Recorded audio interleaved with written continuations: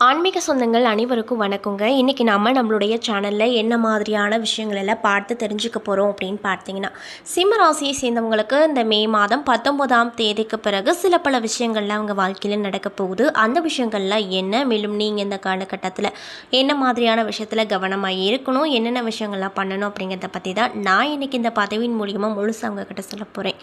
இந்த பதிவில் சொல்லக்கூடிய எல்லா விஷயங்களுமே இந்த சிம்ம ராசிக்காரங்களுக்கு ரொம்பவே பயன் தரக்கூடிய விஷயமாக கண்டிப்பாக இருக்கும். ஸோ வீடியோவை ஸ்கிப் பண்ணாமல் தொடர்ச்சியாக பாருங்கள். மேலும் இது போன்ற ஆன்மீகம் சம்மந்தப்பட்ட வீடியோஸ் எல்லாம் நீங்கள் பார்த்து தெரிஞ்சுக்கணும் அப்படின்னு ஆசைப்பட்டால் நம்மளுடைய சேனலை மறக்காமல் சப்ஸ்கிரைப் பண்ணிவிட்டு கீழே இருக்கும் பெல்லைக்கானையும் மறக்காமல் கிளிக் பண்ணுங்கள். அப்போ தான் நம்ம சேனலில் போடுற ஒவ்வொரு வீடியோவுமே நோட்டிஃபிகேஷனாக உங்களிடம் வந்து சேரும்.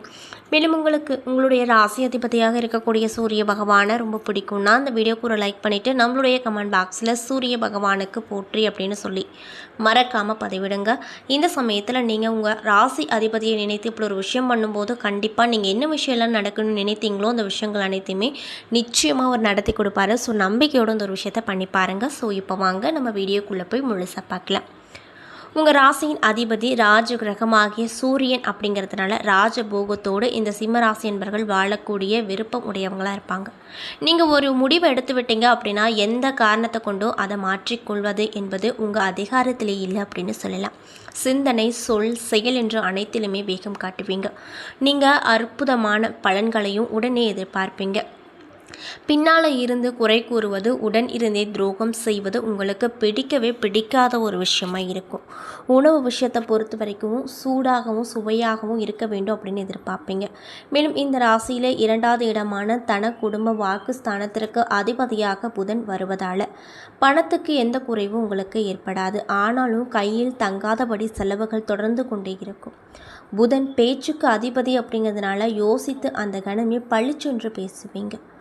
சுகஸ்தானம் மற்றும் தாயார் ஸ்தானம் ஆகிய 4வது இடத்திற்கு, பாக்கியஸ்தானம் மற்றும் தந்தை ஸ்தானம் ஆகிய 9வது இடத்திற்கும் செவ்வாயை வர்றாரு. மேலும் சூரியனும் செவ்வாயும் நட்பு கிரகங்கள் அப்படிங்கிறதுனால பெற்றோர் பாராட்டுப்படி நடந்து கொள்வீங்க. அவர்களுடைய அன்பும் ஆதரவும் என்று உங்களுக்கு கிடைக்கும். மேலும் 5வது இடமான பூர்வ புண்ணிய ஸ்தானத்திற்கும் ஆயுள் ஸ்தானமாகிய 8வது இடத்திற்கும் குரு அதிபதியாக இருப்பதால் நல்ல குணங்களோடு கூடிய பிள்ளைகள் அப்படிங்கிறது பிறப்பாங்க. மேலும் 6 மற்றும் 7ஆம் இடத்திற்கு அதிபதியாக சனி வருவதால் உங்களுடைய வாழ்க்கை துணை திறமையானவர்களாக இருப்பாங்க. படித்த படிப்புக்கும் செய்யக்கூடிய வேலைக்கும் சம்பந்தமே உங்களுக்கு இருக்காது. பெரும்பாலும் சிலரை வைத்து வேலை வாங்கக்கூடிய தொழில் தான் அமையுங்க. பெயர், பணம், புகழ் ஒன்றொன்றாக கிடைக்கும் துறை அல்லது பதவியை தேர்ந்தெடுத்து கிடைக்கும் வரை காத்திருந்து அதற்கு பின்னர் சேர்வீங்க. மேலும் சூரியன் சிவ கோத்திரத்தை சேர்ந்தவர். சிவனுடைய அம்சமாகவே சூரியன் விளங்குகிறாரு. மேலும் சூரியன் நெருப்பு குழம்பாக கொதிக்கும் கிரகம். இவ்வாறு பூலோகத்தில் சூரியனுக்கு நிகராக உள்ள ஒரு தலம் என்றால் அது திருவண்ணாமலையே ஆகுங்க.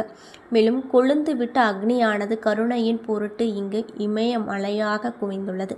மேலும் சிவனே மலையாகவும் மலையே சிவனாகவும் பிரிக்க முடியாதபடி விளங்குது. மேலும் சூரியன் எப்படி எல்லாவற்றிற்கும் மையமாக உள்ளதோ அதே போல பூமியினுடைய மையமாக திருவண்ணாமலை தலம் விளங்குவதால் ஸ்காந்த புராணம் விரிவாக்குது அப்படின்னு சொல்லப்படுதுங்க. அது மட்டும் இல்லாமல் இந்த ராசியில் 3 நட்சத்திரங்கள் இருக்குது. அதில் என்னென்னு பார்த்தீங்கன்னா மகம், பூரம் மற்றும் உத்திரம் 1ஆம் பாதம் அப்படின்னு சொல்லி 3 நட்சத்திரங்கள் இதில் அடங்கியிருக்கு.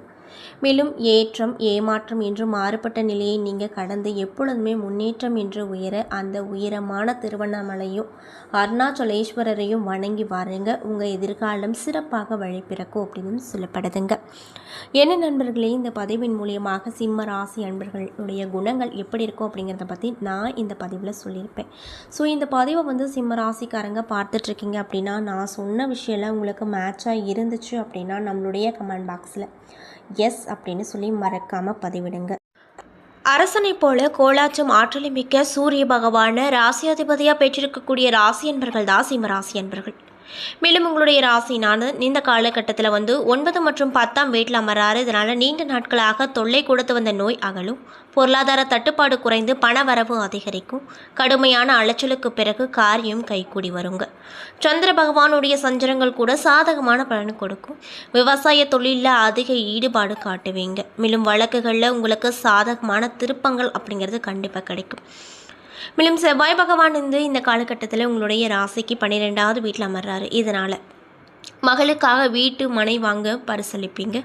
தங்க நகைகளும் வாங்க அதிக ஆர்வம் காட்டுவீங்க. மேலும் புதன் பகவான் இந்த காலகட்டத்தில் உங்களுடைய ராசிக்கு 9வது வீட்டில் அமர்றாரு. இதனால் வியாபாரத்தில் நஷ்டம் ஏற்படுமோ என்ற அச்சம் உங்களை வாட்டி வதைக்கும். மேலதிகாரிகளின் தொந்தரவும் அதிகமாக இருக்கும். உறவினர்கள் மற்றும் நண்பர்கள் உதவியால் பண தட்டுப்பாடு குறையக்கூடும். அதே போல் குரு பகவான் இந்த காலகட்டத்தில் 10 மற்றும் 11ஆம் இடத்தில் அமர்றாரு. இதனால் மற்றவர்களின் ஆலோசனையை காது கொடுத்து கேட்காதீர்கள். மேலும் குறுக்கு வழியில் பணம் சம்பாதிக்க நினைக்காதீங்க.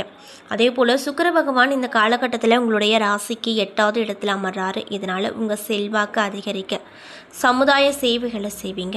பங்கு சந்தை வியாபாரத்தில் முத்திரை பதிப்பீங்க. மேலும் சனி பகவான் இந்த காலகட்டத்தில் உங்களுடைய ராசிக்கு 8வது வீட்டில் அமர்றாரு. இதனால் முடியுமா என்று நினைத்த காரியத்தை முனைப்போடு செயல்பட்டு முடித்து காட்டுவீங்க. மேலும் 9வது இடத்துல ராகுவால் பண செலவு அப்படிங்கிறது உங்களுக்கு அதிகரிக்கும். அதே போல் 3வது இடத்துல கேதுவால் சில நல்ல திருப்பங்கள் உங்களுக்கு கிடைக்க போகுது. அதில் எந்த ஒரு மாற்று கருத்துகளும் இல்லை அப்படின்னு சொல்கிறாங்க. அது மட்டும் இல்லாமல் தேவையான அளவுக்கு பண வரவு இருந்தாலுமே சேமிக்க முடியாதபடி செலவுகள் ஏற்படும். இன்னும் சிலருக்கு சிறிய அளவில் மருத்துவ செலவுகள் ஏற்படக்கூடும். கணவன் மனைவிக்கிடையே அந்யோன்யம் அதிகரிக்கும். மற்றவர்கள் உங்களை பற்றி அவதூறாக பேசினால் பொறுமையை கடைபிடிப்பது நல்லதுங்க. மேலும் அலுவலகத்தில் வேலை சுமை அதிகரிக்கும். சக ஊழியர்களிடம் அனுசரித்து நடந்து கொள்வது அவசியமான ஒரு விஷயமா பார்க்கப்படுது. உங்கள் வேலைகளை மற்றவர்களிடம் ஒப்படைக்க வேண்டாங்க. உங்களுக்கு கொடுக்கப்பட்ட வேலையை நீங்களே செய்யுங்க. மேலும் வியாபாரத்தில் விற்பனை வழக்கம் போல நடைபெறும். சக வியாபாரிகளோடு பிரச்சனைகள் ஏற்படும் அப்படிங்கிறதுனால எச்சரிக்கை ரொம்ப நல்லதுங்க. மேலும் குடும்பத்தை நிர்வகிக்கக்கூடிய பெண்களுக்கு செலவு அதிகரிப்பதால் சிரமம் ஏற்படும். வேலைக்கு செல்லும் பெண்களுக்கு பணிகளில் மிகுந்த கவனம் தேவைங்க. மேலும் உங்களுக்கு அதிர்ஷ்டம் தரக்கூடிய நாட்கள் 14, 16. அதிர்ஷ்டம் தரக்கூடிய எண்கள் 2, 6. வழிபட வேண்டிய தெய்வம் அம்பிகை அப்படின்னு சொல்லப்படுதுங்க. மட்டும் இல்லாமல் இந்த காலகட்டத்தில் உங்களுக்கு சாதகமான விஷயங்கள்லாம் என்னென்னு பார்த்தீங்கன்னா, உங்களுடைய ராசிநாதன் சூரியன் குடும்பாதிபதி மற்றும் லாபாதிபதி புதனோடு சேர்ந்து உச்சம் பெற்றிருக்கார். சுக்கிரன் 8இல் இருந்தாலுமே பரிவர்த்தனை யோகத்தால் இருப்பதால் தொழிலில் முன்னேற்றம் ஓரளவு திருப்தி தரக்கூடிய விஷயமாக இருக்கக்கூடும். சிக்கலான விஷயங்கள் முடியும் பொழுது நன்றாக முடியும். பொது வாழ்வில் இருக்கக்கூடியவங்களுக்கு எதிர்பாராத முன்னேற்றங்கள் கிடைக்கும். மேலும் ஒரு சில விஷயத்தெல்லாம் நீங்கள் கவனமாக இருக்கணும் அப்படின்னு சொல்கிறாங்க. அந்த விஷயங்கள்லாம் என்ன அப்படின்னு பார்த்தீங்கன்னா, பெரும்பாலான கிரக நிலைகள் சாதகத்தை விட பாதகம் செய்வதாகவே இருப்பதால் பொறுமையோடு காத்திருக்க வேண்டும் அப்படின்னு சொல்கிறாங்க. குறிப்பாக சப்தமஸ்தானம் என்று சொல்லப்படும் 7வது இடம் சனி ராகுவால் ஆக்கிரமிக்கப்பட்டிருக்கு. மேலும் செவ்வாயின் பார்வையும் அங்கே இருக்குது. அது மட்டும் இல்லாமல் கேது ராசியில் அமர்ந்து 7வது இடத்தை பார்க்கிறாரு. மேலும் 9வது இடத்துல சூரியன் இருக்கிறாரு. குடும்பத்தை பற்றிய ஒரு இனம் புரியாத அச்சம் இதனால் தோன்றிக்கொண்டே இருக்கும். மேலும் கருத்து வேறுபாடுகள் வந்து கொண்டே இருக்கும். அந்யோன்யம் குறையும். மேலும் பிடிவாதம் அதிகரிக்கும். திட்டமிட்டு செய்ய வேண்டி என்று நினைக்கும் பொழுது அதன்படி நடக்காமல் வேறு வகையில் உங்களுடைய காரியங்கள் போய்கொண்டே இருக்கும். அதனால் விரக்தி ஏற்படும். கடைசி நேர ஏமாற்றங்கள் ஏற்படும். இருப்பதை புத்திசாலித்தனமாக காப்பாற்றிக் கொள்வது ஒன்றே மேற்கொண்டு பிரச்சனை இல்லாமல் செய்ய முடியுங்க.